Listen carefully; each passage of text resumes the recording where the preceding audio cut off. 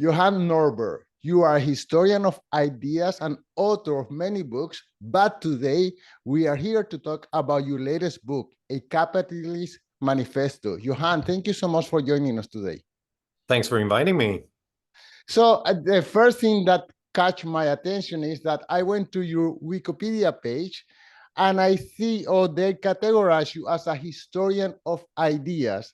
And to be honest, this is the first time I hear about this profession, historian of ideas. Can you elaborate a little bit more on what is that? Sure, yeah, it sounds like I made it up, right? Doesn't it?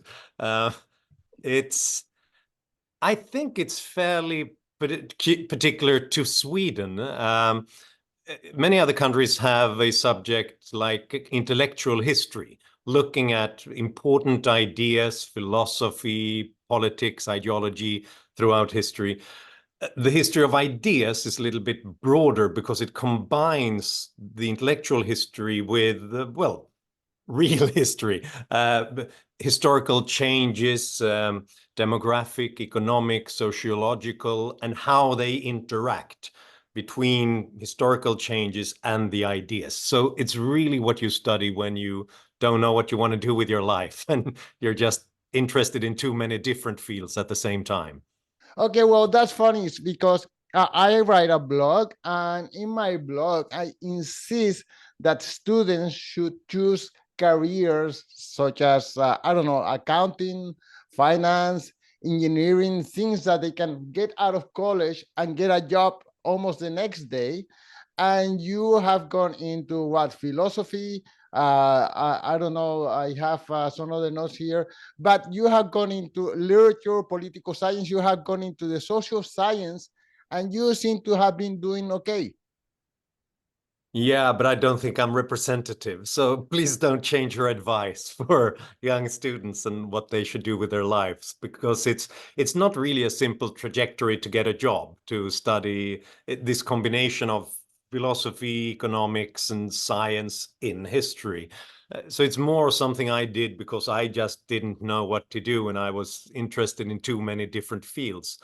But of course, if you then want to devote your life to ideas, which I did at an early stage, it's useful to have this combination of knowledge and learning from many different fields at the same time, so as not to be too overly focused on just one strain of thought.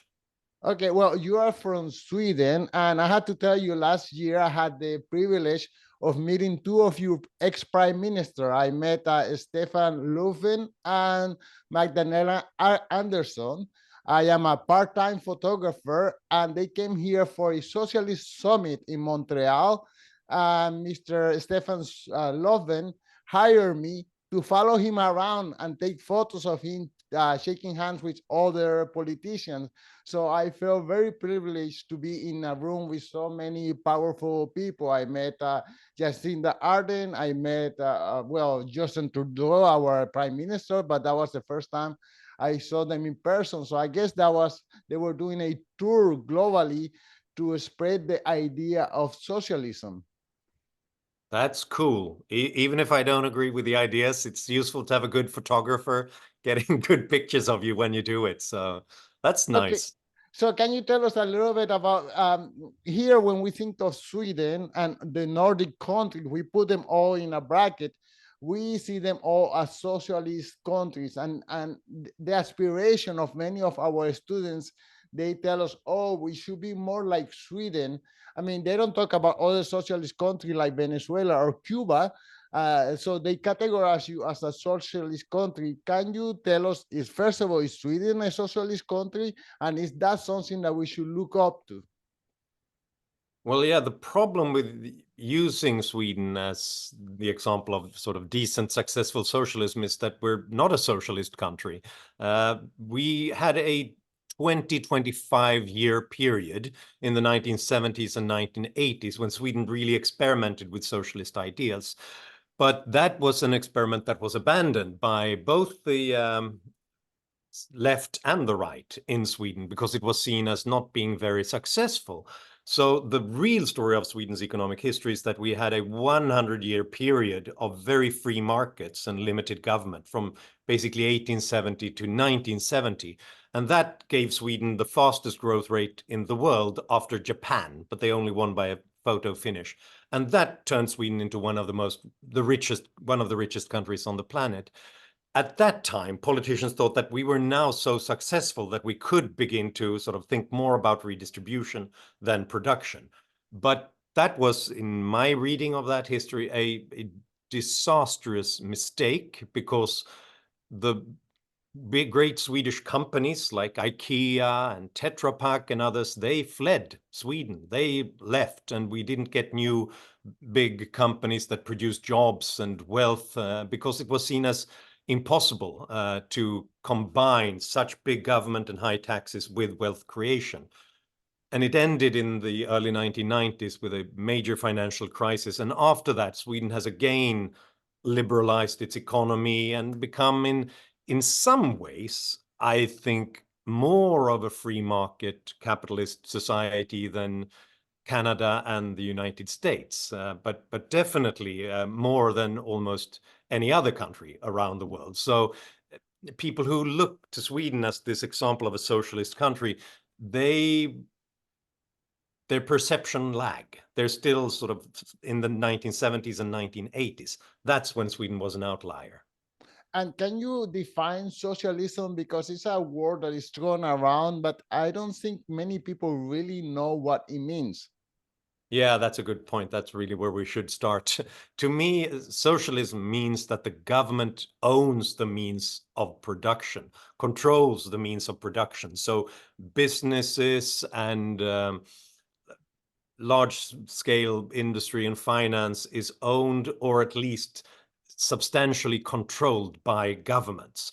Whereas a market economy is one where decision-making, ownership and decision-making is decentralized, so that there are lots of different economic centers in such an economy, and most important economic decisions are made by millions and millions of consumers and entrepreneurs rather than the government. Okay, well, I'm a little bit confused because although it doesn't seem appealing to me to be living in a socialist country, socialism has a good PR, public relations, because it seems to me every year or so, students here comes and they bring out the Che Guevara flag and they say we want to be socialists and kill the rich. And like there are countries that come to my mind like Cuba and Venezuela, and they don't seem to me like a place where I would like to live. And many of these students here who are protesting against capitalism, I don't think they want to live there either. Yeah, there is that problem of perceptions. I think that present day capitalism is always compared to fictional socialism. And if you have a fictional idea of how great everything would be if we had tremendous wealth and it was distributed in a fair way, we would solve every problem. Well, that sounds better than anything we could come up with in reality, right? And that's why this temptation will always be there, I'm sure, to come up with something, an alternative to capitalism. And that's why we have to compare real capitalism with real socialism.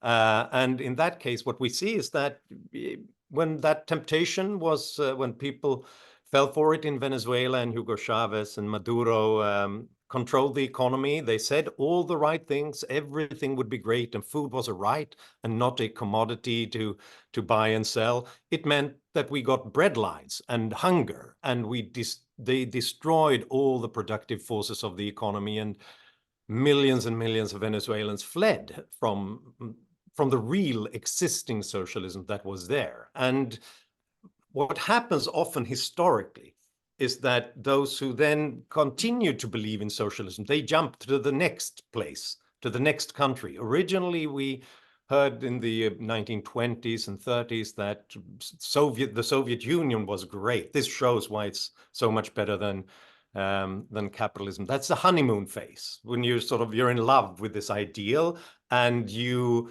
don't see all the downsides. Then after a while comes the excuses phase, when you see problems appearing, breadlines and economic horrors. people are fleeing. Its excuses, it was bad weather or disloyal forces subjected to it or something like that. But then you move on from that stage to the third phase, which is always that wasn't real socialism.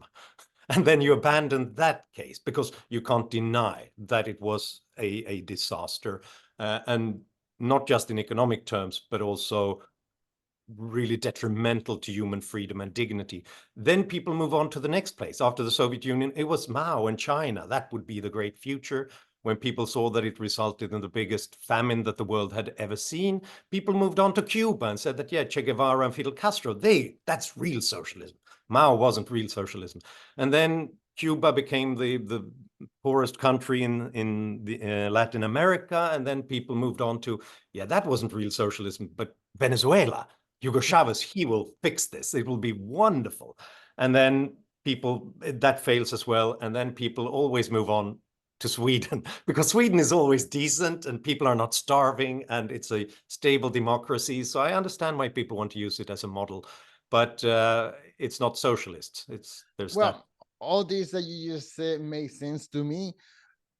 However, at least from where I'm from South America, there seems to be a wave of new socialist leaders. There is the leader from Ecuador, Rafael Correa. There is from Bolivia, Evo Morales.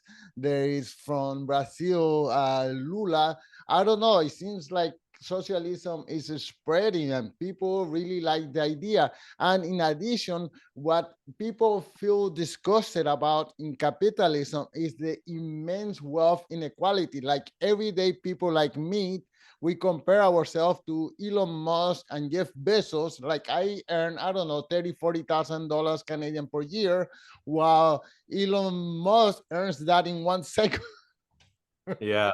No, I So agree. it's just like, oh my god, these rich people, they should give all their wealth to all of us poor people. So I think that's the bad rap that capitalism have, that you know especially now through the internet. If someone with who is internet savvy can sell an info product to everyone in the world for a few cents, they become a gazillionaire. And people like me who doesn't have the know-how, well, we still like I still work as a photographer and earn little money. So yeah, it feels a huge level of unfairness, I guess. Yeah, I think you're absolutely right. That explains it. And I can feel some of that resentment as well. I think I write the most important books in the world, but not everybody agrees with me and it doesn't make me rich. Whereas people who produce things that I don't even understand and what's the point of it all, they become super, super rich. But here's the question. What makes life better for those of us who are photographers and authors, jobs that didn't even exist to a wide extent in pre-capitalist societies? It is to be living in rich, free societies where there's lots of purchasing power so that we can actually afford to have such jobs, and also that things like technology, clothes, food, furniture is not extortionary expensive, that they are reduced in price. And what have we learned from history about how we create such things? Well, to me, the most interesting thing with the comparison with you and Elon Musk, or me and Elon Musk, is that he's probably, I don't know, 10 million times richer than we are. He's better off in every respect. But the question is there any other way of looking at the difference between us where he's actually 10 million times better off in other ways than just money? If you're looking at access to technology, being able to travel, to not stay hungry, seeing our kids survive their first years, and so on and so on. All those things, goods and services that make life comfortable, are much more equally distributed, I would say, than the number of digits in a bank account, and much more than in pre-capitalist societies. I mean, the lifestyle between you and me compared to the kings and the aristocrats back then, that was probably 10 million times of difference. Now it's much smaller. Why is that?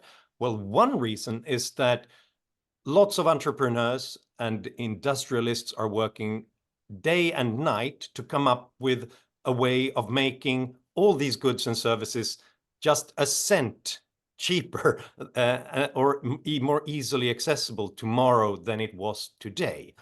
And that brings down the price and increases the purchasing power of all of us. And in exchange, they earn some money. But what's the best way of getting people to experiment with crazy ideas, to come up with new business models and technologies? Perhaps it is to make sure that those who succeed become gazillionaires. So that kind of inequality is actually reducing another form of inequality, which is much worse, the inequality of experiencing the good life. Okay, great, fair point. Okay, well, you book a Capitalist Manifesto in defense of global capitalism. Even in countries so-called capitalist like the United States, it seems like capitalism is going a little bit backwards. I mean, we have President Trump and President Biden imposing new tariff every day. Now, I think last week, President Biden announced a 100% tariff on electric vehicles from China, and there seems to be all these protectionist policies going on that is taking us back. I think we're going backward. I wonder if you have any comments about that. No, you're absolutely right. I feel like a lone voice in the desert right now when it comes to these issues, because at least the whole political establishment has become incredibly protectionist and repatriating as much production as possible back home. And I think that it's incredibly dangerous, this development. I think it will make us all poorer if we cannot specialize and continue to compete. Then this whole process by which we get better technologies, goods, and services at a cheaper price, which increases our living standards, will be reversed in many ways. But I also think it makes for a more dangerous world if we're more separated in blocks and countries from one another. There's a greater risk that we will see conflict and tensions in the future. Why does this happen? I think paradoxically it happens because the world feels a bit unsafe right now. We've gone through the great pandemic and the world shut down, and we had Putin's invasion of Ukraine. We have global terrorism. We have so many insecurities. And when we feel insecure, we want someone to sort of guide us and protect us and tell us what to do and protect us with. It's like on an individual level, the fight or flight instinct. When we meet a lion, it's like we flee or we fight. And that's what happens on a societal level as well. We want to fight or flee when we face a problem. And we do that by often starting trade wars and doing such things. The problem, of course, is that the risks that we're facing, the threats we are facing, we can't solve them by building walls or by fighting. We have to do it by coming up with smarter solutions, scientific breakthroughs, technological innovations, better cultural innovations, and so on. And we don't do that to solve that by fighting. We have to do that by exchanging ideas, by collaborating and trading. So it's really the wrong way to go about things. And this is really one reason why I wrote this book, because I want to try to do whatever I can to moderate this trend. Well, I have so many questions. You wouldn't believe the list of questions that I have, but we're coming towards the end of this interview. I wonder if you could tell us a little bit more about your book, your inspiration, your process. Maybe talk about one or two of the chapters that you have in the book. Yeah, thank you. That's a great question, because my writing process is really what I write about is how I write it. What I write about is that I think that no single individual is smart enough to come up with all the solutions. That's why we need open societies and free markets, so that we learn from each other. We're constantly collaborating and competing and coming up with new things that we learn from, and hopefully create something new that makes the world a little bit better. That's how I write as well. I use the best ideas that I can find in every other place. So I steal as much as possible from the smartest people that I meet. And luckily, what I do a lot is that I lecture on many different continents. I travel around. lecturing to smart audiences who come up with great questions, and then I get to meet the other speakers and the organizers. So I learn about other businesses, I learn about other organizations and other countries and other populations. And that helps me to put ideas into my book and what I do. And this book now, the Capitalist Manifesto, is a result of that. It's an attempt to look empirically at the world, what has really happened over these past 20 years. It's been, again, 20 horrible years of war, terror, pandemics, and so on. But it has also counterintuitively been the 20 best years in human history if we look at objective indicators of poverty reduction, reduction in child mortality, and indicators of health, wealth, and living standards, and to explain how that came about. And to me, it seems like it happens in places that open up societies and markets to ideas, competition from other places. And then in the later chapters, I look at this into more detail. So how do innovators come up with the new solutions, build new business models that function in a good way? And how can we use that to solve remaining problems like environmental problems, global warming, where I think we're facing big problems, but I'm very hopeful that new technologies and new innovations that are already on the drawing board and sometimes already being used can help us solve this, as long as we don't put up tariffs against those green technologies and make them much more expensive to use. You think with the internet technology, at least they could be tariff on physical goods, but maybe not so much on information. Well, I mean, there are countries like China that are putting firewalls, and there is not a flow of information. But generally, I mean, through YouTube, I have achieved so much education, and this education seems to be available to everyone in the world. So maybe governments will not be able to put tariff on one of the most valuable resources, which is information, knowledge, and education. I think you're absolutely right. Global communications and the internet is really a lifeline for human civilization, because while we are seeing these tariffs on, well, atoms, on everything that we try to build and create, ones and zeros aren't as easily controlled. So it's possible that, and we're still seeing an increase in that way of globalizing things, ideas, intellectual property, investment services across borders, everything that we can turn into ones and zeros. And that brings me hope. Great. Johan, the last question is, can you tell us how people can follow you, get your book? I don't know, make a pitch for your book and your website or whatever else you have going on. Sure, yeah. Actually, it's strange. I would want to be able to point everybody into one place, johannorberg.net, for example, my website, or just Johan Norberg official on Facebook. But I've realized that the world is so big and complex that there are so many things about me that I can't even find. So often it's better to ask Google or YouTube or ChatGPT, sort of point me to Johan Norberg stuff about this or that. And then I often find things that I forgot that I even did. So another Johan, pitch. if you ever come to Montreal, Canada, coffee is on me. Thank you so much for your time. Thank you. I'd love to pick you up on that offer. See you there. Thanks a lot.